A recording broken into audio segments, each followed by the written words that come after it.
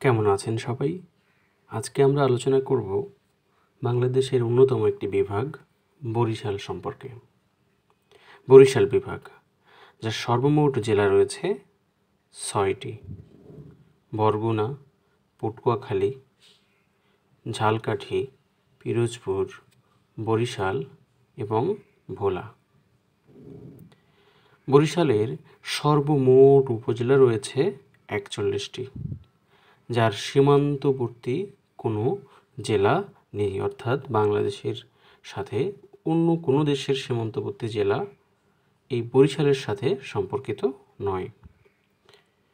বরিশালের মোট city corporation একটি, বরিশাল সিটি কর্পোরেশন, এবং এই আয়তনে বৃহত্তম জেলা হচ্ছে ভোলা,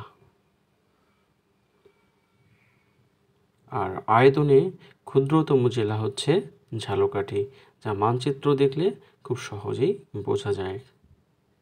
জনসংখ্যায় বৃহত্তম বরিশাল এবং জনসংখ্যায় ক্ষুদ্রতম ঝালকাঠি। তথ্যটি ভালো লাগলে সংগ্রহ করতে পারেন। ধন্যবাদ।